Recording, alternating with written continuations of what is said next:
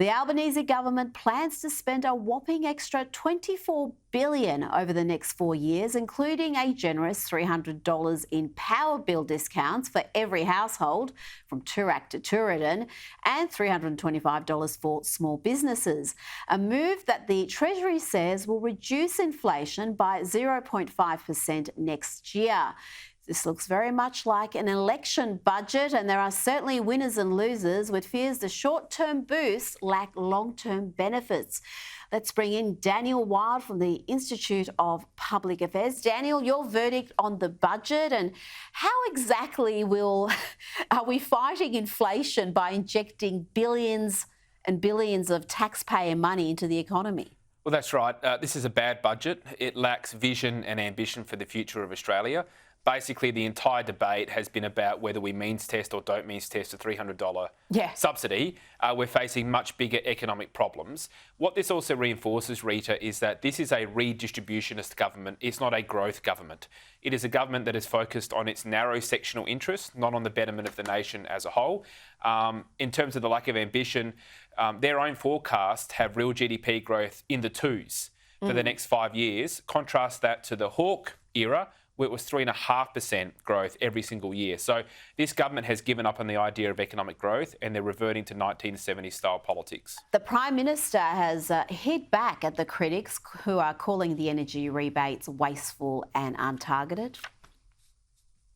We are providing in this budget tax cuts for every single Australian taxpayer, but also energy bill relief for every household. It's the most efficient way for it to be delivered. Now, there's a lot being said about this energy bill relief and who should be entitled to it, but I think, again, we're missing the point. We wouldn't need energy bill relief if we weren't pushing up the cost of energy deliberately. These are policies that have led to this. It hasn't happened because we've run out of gas and oil and coal.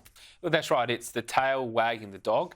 It's treating symptoms, not causes. And the cause of the energy bill increases is net zero and the decommissioning of coal-fired power. I mean, we know this from the data. We can go back to 2007 when Kevin Rudd came in, all of the subsidies came in. Since 2007, energy bills have gone up by 9% per year on average.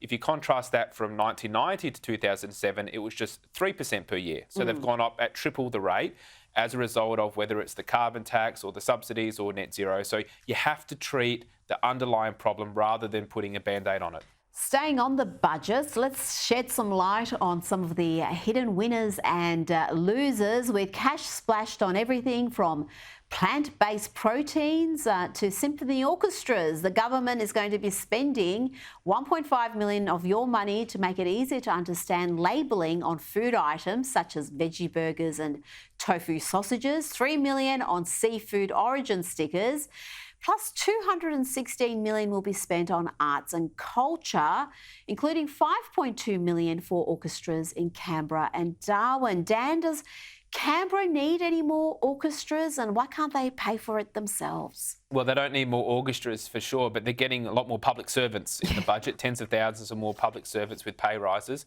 Look, there's another three key winners out of the budget. There's the environmental activists with the EPA.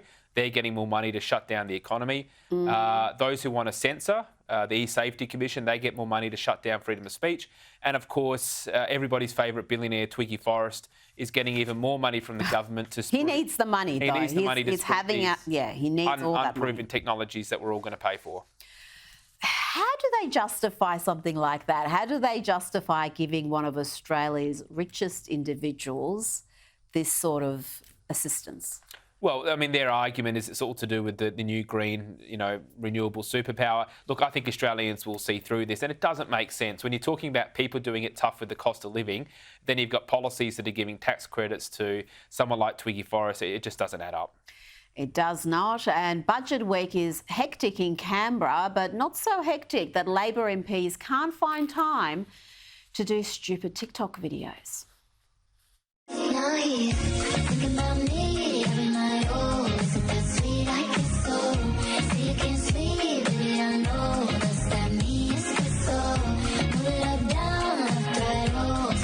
Dan, I don't even want to ask you about that clip. They just got to stop doing stuff like that. Just stop with the TikTok, Instagram videos. They don't work. They're cringeworthy. Thank you.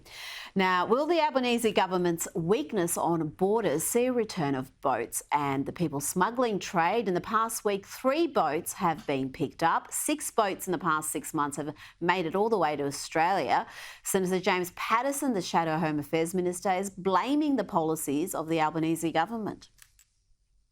Under the Labor government, aerial monitoring and on-sea surveillance are down by 20% and 12% respectively. So it's no wonder that boats are slipping through, and it's a result of this government being weak when it comes to Operation Sovereign Borders. They have undermined Operation Sovereign Borders at every opportunity, including abolishing temporary protection visas, reducing these flying hours, and planning to cut over $400 million out of the budget over the next 3 years.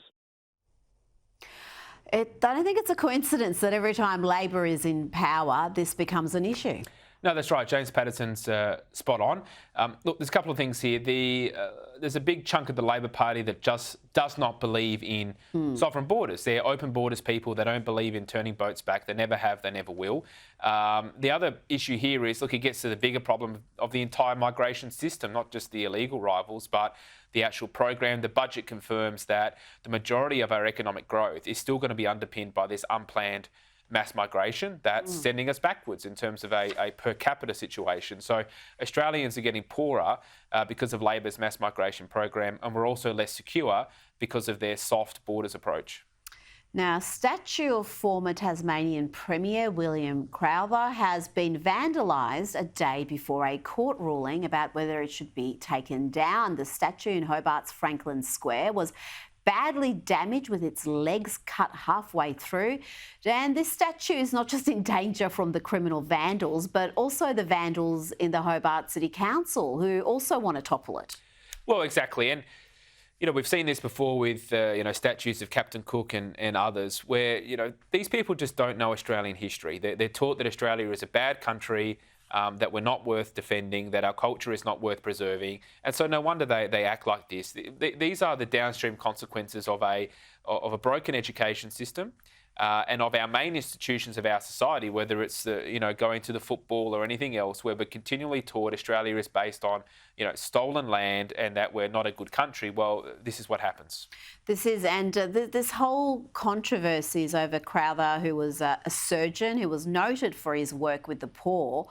But there were allegations back in 1869 that he found and stole the skull of an Aboriginal corpse. He denied it completely, but because of those allegations in 1869, they want to topple his statue. Now, to this report from the ABC, and this is an important story about Chinese police being allowed to come to Australia with permission from the Australian Federal Police and question a woman and then take her back to China for trial in what is seen as a major breach of Chinese-Australian police protocols. She was targeted as part of an anti-corruption program called Operation Fox Hunt. Now, Dan, the Chinese Communist Party says Fox Hunt is all about targeting people who have committed serious financial crimes, but there are human rights groups who say this is a way to silence dissidents and critics of the regime. Look, I don't know the details of this particular case, but on the face of it, it's concerning. China, as we know, is not a country with the rule of law. It doesn't have transparency or the legal safeguards. So even if the accusations are correct about financial wrongdoing and serious crimes, I don't think anyone could have confidence that they were going to be dealt with in an appropriate manner. So, look, on the face of it, I don't think that this should be happening of Australian residents being taken to China. We don't know what's going to happen to them.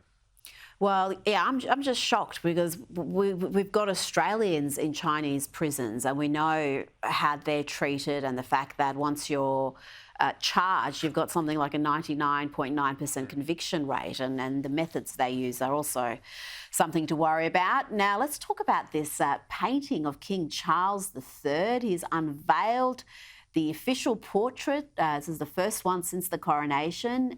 And you can see His Majesty is wearing the uniform of the Welsh Guards in a striking oil painting, striking indeed. This portrait was commissioned all the way back in 2020 when King Charles was still a prince. It's divided opinion, But I've got to say, Dan, I absolutely love it. I got a shock initially, but the more I look at it, the more I think it's a really special piece of art. Well, what's your take on it? Well, Are you a hater? I'm not a hater, but when I first saw it, I got to say I didn't quite get it. It's a bit too avant-garde for my taste. Maybe it'll grow on me over time. But look, I think it is good to see the King back in official duties. We know he was very unwell for a period of time, so it's good to see that. Now, look, maybe it will grow on me, but I'm not going to hold my breath. Okay, well, we're not going to have a big fight over it, but I think just keep looking at it, and you will see the deep beauty within. Daniel Weil, thank you so much for your time this evening. Thank you.